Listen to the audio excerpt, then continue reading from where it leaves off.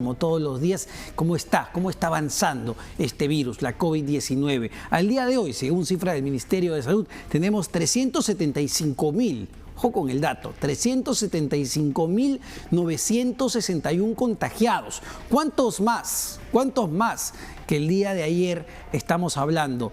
Más de 4.800 nuevos contagiados con esta enfermedad. Ayer hablábamos de más de 4.500. Hoy hablamos de más de 4.800 contagiados en las últimas 24 horas. Claro, esto no nos puede decir mucho. La cifra o el indicador que hay que ir viendo es la cantidad de muertos también, porque efectivamente se pudieron haber hecho más muestras, un muestreo mucho mayor en las últimas 24 horas. ¿Cuántas pruebas rápidas y moleculares se han hecho hasta la fecha? 2.183.763 hasta el día de hoy. Fallecidos, hablamos de 17.843. En la siguiente gráfica vamos a ver el comparativo con el día de ayer jueves. Hospitalizados, hablamos de 12.920 hospitalizados hasta el momento. En las camas UCI, en las unidades de cuidados intensivos de los hospitales del país, hablamos de 1.389 personas. Ahora sí, veamos el comparativo frente a ayer jueves con hoy 24 de julio. Hablamos que la cifra de hospitalizados ha descendido ligeramente, pasó de 12.985 a 12.920. Esperemos que la mayoría de estas personas sea gente que pues se ha recuperado de la enfermedad, que también es una cifra que va creciendo. Fallecidos, ahora sí, una cifra importante, 17.654 fue el día de ayer y hoy es 17.843. Estamos hablando de que en las últimas 24 horas han fallecido 189 personas. Al menos hoy viernes vemos que ha descendido ligeramente, porque ayer hablábamos de 199 personas fallecidas producto de la COVID-19 en las últimas 24 horas. Hoy hablamos de 189. Sin embargo, sigue estando ligeramente más alto que lo que veíamos la semana pasada. Entonces hay que estar haciendo seguimiento constante a cómo evoluciona esta enfermedad. Ahora, la cifra de recuperados también es sumamente importante. ¿Cuántos van hasta el día de hoy? 24 de julio, 259.423 personas que han podido superar esta enfermedad. Es el estatus hoy 24 de julio, viernes 24 de julio, de cómo va esta situación. Pero ahora ya tenemos en la línea al exministro de Salud, Víctor Zamora, para comentar justamente la realidad que vive el país. Doctor Zamora, muy buenas noches. Muy buenas noches, gracias por la entrevista. No, gracias a usted por estar con nosotros y quería empezar con este tema que ha generado bastante sorpresa y cuestionamiento durante la semana y que lo alude usted de una manera directa, que tiene que ver con el sinceramiento de los fallecidos producto de la enfermedad. Hoy esta semana en conferencia de prensa se habló de 3.688 fallecidos adicionales por la COVID-19 y ayer conversábamos con el doctor César Cárcamo del equipo de prospectiva del Ministerio de Salud y nos decía que entre sospechosos y confirmados había más de 40.000 personas que podrían haber fallecido por la COVID-19. ¿Cómo se ha llegado a esta situación y por qué no teníamos la cifra antes, durante su gestión? Bueno, gracias por la pregunta. Mire, en realidad yo no me siento muy cómodo con que se hable de sinceramiento de las cifras. Eso implicaría que había una voluntad de falsear o ocultar las mismas. Y eso lo rechazo tajantemente. Desde que yo fui designado ministro de Salud, recibí la orientación y la indicación del señor presidente de la República para que nuestra información sea permanente y totalmente confiable y transparente. Es así que a los 15 días de haber sido designado, el 4 de abril, nombré justamente la comisión de prospectiva, vía una resolución ministerial, y esta comisión de prospectiva tenía dos características fundamentales. Primero, eran profesionales académicos altamente calificados de la epidemiología, la estadística, incluso de la economía, y la segunda característica es que todos ellos eran independientes y no cobraban un solo centavo por parte del Estado.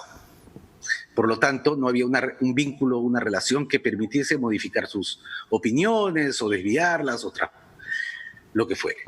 En un segundo momento, el 22 de mayo, tomamos la decisión de abrir los datos, todos los datos de la epidemia, a través del portal de datos abiertos del gobierno.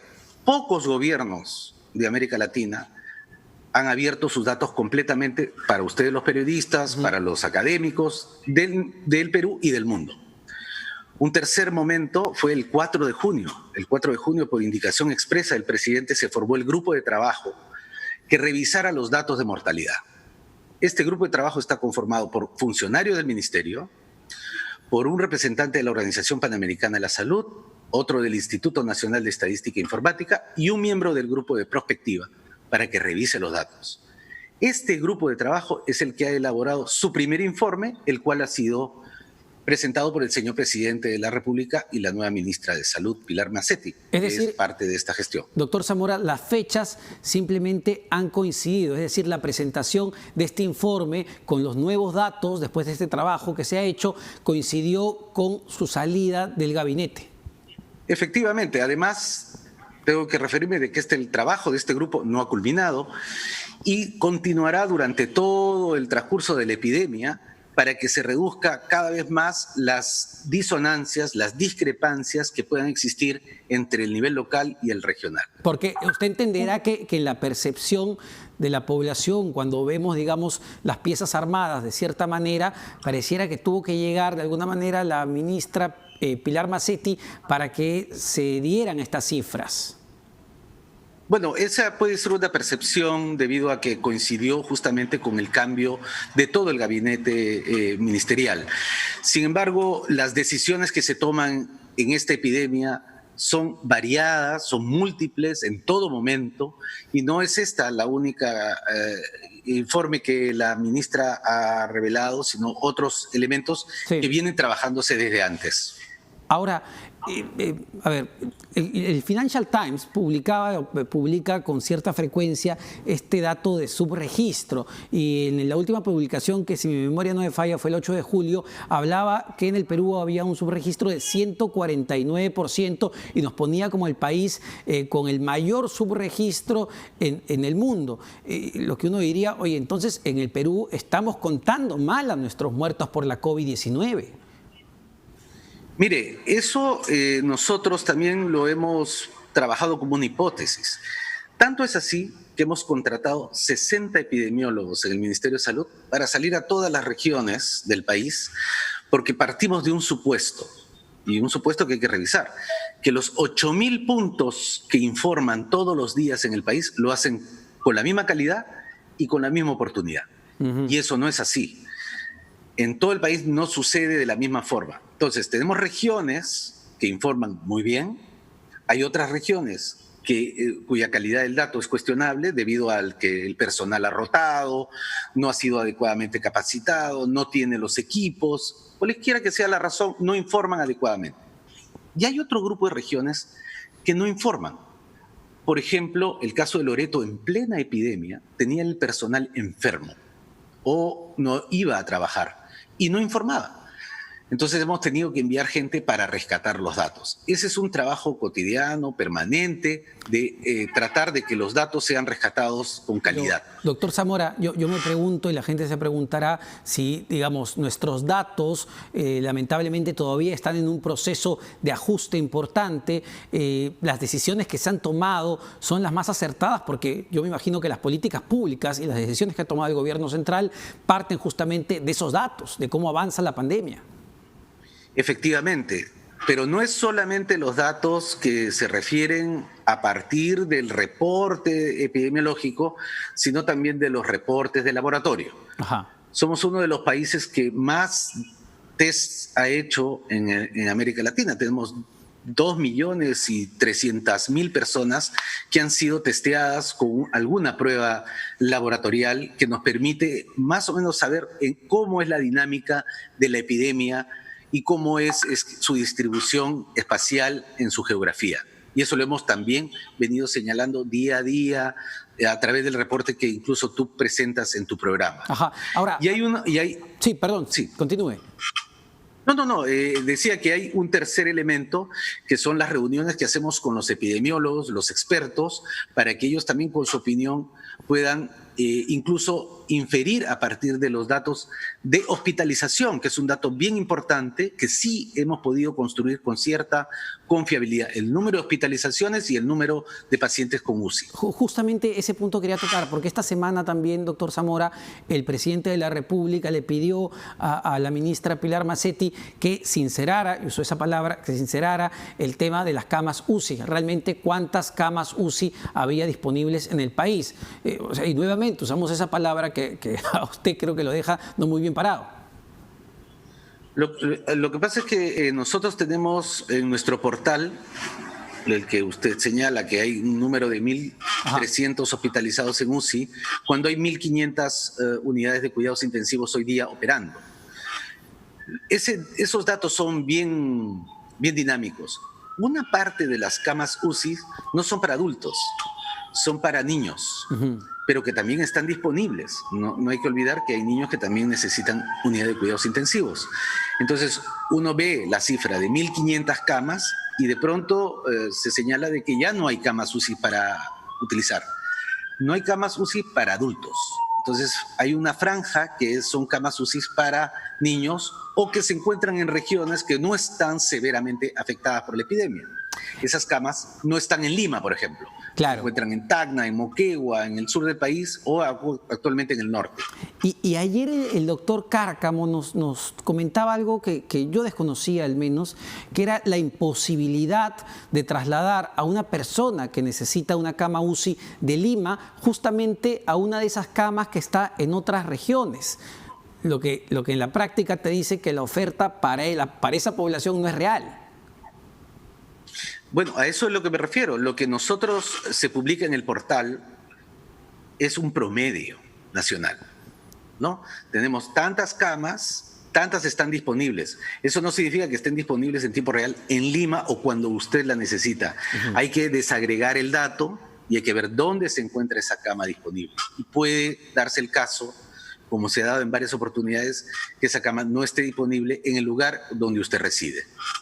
Al día de hoy, simplemente para cerrar el tema de UCI, porque me parece muy importante, al día de hoy entonces, doctor Zamora, ya casi no hay camas UCI. Bueno, lo ha señalado la presidenta de la Seguridad Social, también lo ha manifestado la ministra Macetti, sí, en el sentido de que estamos al límite de nuestras capacidades institucionales. Nosotros como país tenemos un sistema de salud, y yo lo he manifestado en varias oportunidades, tenemos un sistema de salud muy frágil, muy precario. Tenemos 1.500 camas UCI sumadas todas las unidades de cuidados intensivos públicas y privadas. El número de camas UCI que tenemos en el Perú hoy operando es el número de camas que tiene Bogotá en Colombia. Y bueno, y si uno va a Nueva York tiene 10 millones de habitantes, Lima tiene 10 millones de habitantes, en Lima hay aproximadamente 850 camas UCI, en Nueva York hay cerca de 5.000 camas UCI. Ahora, doctor Zamora, y debido a la realidad que vemos, que cada día es más compleja, viendo lo que está ocurriendo en Arequipa, en Huánuco, Ayacucho, Huancavelica, Junín, uno se pregunta qué pasó con la estrategia para combatir la pandemia en el país. No sé si ve una autocrítica, porque empezamos en la quincena de marzo con una cuarentena sumamente estricta que se hacía cumplir por parte de las fuerzas del orden, pero de un momento a otro, y es entendible por el tema económico, se flexibilizó y ahora las cifras que vemos son preocupantes. Ayer 199 muertos, hoy 189 muertos. ¿Hay, digamos, algo que ha fallado en la implementación de la política para combatir la COVID-19? En primer lugar, yo quiero resaltar, y creo que es bueno remarcarlo siempre, que la decisión de haber hecho la cuarentena a 10 días de haberse notificado el caso cero y una cuarentena de estas características sumamente estrictas ha permitido salvar muchísimas vidas. Más de 100.000 peruanos han sido salvados solo por las medidas de cuarentena que se tomaron al inicio de la epidemia y se han evitado más de 1 millón de hospitalizaciones. Eso es bien importante señalarlo porque es un éxito que ha tomado la estrategia del Perú. Sin embargo, el Perú, como en otros lugares donde sí hay empleo pleno, en el Perú no existe empleo pleno. Existe empleo informal Sí, claro. cerca del 70% de la población, y progresivamente esta población ha tenido que dejar sus hogares para buscarse el pan. Eso ha significado que aceleremos el proceso de liberar la cuarentena, ¿no? Y además recuperar la economía. Este balance entre economía y salud ha hecho que nuestra epidemia baje lentamente, como lo estamos viendo el día de hoy. Es una marea que teníamos a 9 metros cubriéndonos, ha bajado a 8 metros, va a bajar a 7 metros probablemente, pero sigue siendo alta. Sigue siendo alta comparado con nuestra capacidad de respuesta en nuestro sistema de salud, que como tú bien sabes, en estos 120 días ha crecido exponencialmente.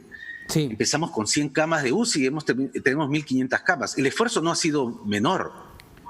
Es verdad. Doctor Zamora, solo para cerrar, porque nos gana el tiempo y sí me parece importante escuchar su opinión de este debate que se está planteando no solo en Arequipa, sino en el Congreso de la República, de usar el dióxido de cloro como una sustancia para tratar la COVID-19. No, bueno, es claro, nosotros tenemos que usar los argumentos científicos. El dióxido de cloro no solamente no es beneficioso, sino que genera una falsa sensación de seguridad, y tercero, genera complicaciones en el sistema, en el cuerpo humano. Es un producto que eventualmente puede ser tóxico.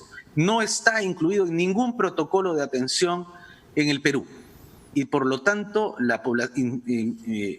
le puedo decir a través suyo a la población que por favor evite este producto y siga estrictamente las indicaciones de su médico. Y doctor, pero simplemente para terminar, doctor Zamora, ¿por qué se promueve el uso de esta sustancia? ¿Quién promueve? ¿Quiénes están interesados? ¿Por qué algunos congresistas incluso están invitando a este supuesto doctor alemán? ¿Cómo así nace el tema del dióxido de cloro acá en el país?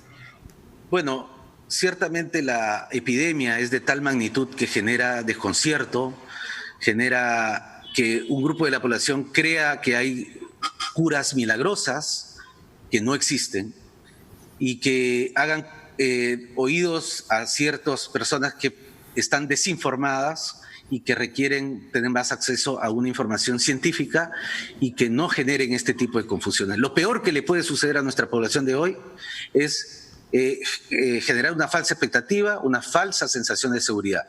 Las 4 medidas para evitar el COVID son: quédese en su casa, y si sale de su casa, mantenga la distancia, use su mascarilla y lávese las manos. No hay vacuna y todavía no hay una cura. Perfecto, perfecto, doctor Zamora, muchas gracias. Víctor Zamora, ex ministro de Salud. Y ya lo han escuchado, las recomendaciones son importantes y también sus descargos, ¿no? Porque esta semana se le ha atacado bastante sobre el tema de la cifra de fallecidos. Finalmente todavía se está haciendo el trabajo, ojo con eso, y lo ha dicho justamente el doctor Zamora, ¿no? Este equipo de prospectiva, este equipo que se ha formado, todavía está haciendo la evaluación para saber cuántos muertos ha habido. Los 3.688, y ojo con este dato, era hasta junio de este año. Falta ver cuántos muertos adicionales hubo justamente este mes que ya se está acabando. Así que vamos a esperar, porque muy probablemente, señores, la cifra de fallecidos producto de la COVID-19 en el Perú aún sea mayor, y esperamos que empiece a desacelerar francamente. Vamos a una pausa, venimos con más en las claves del día.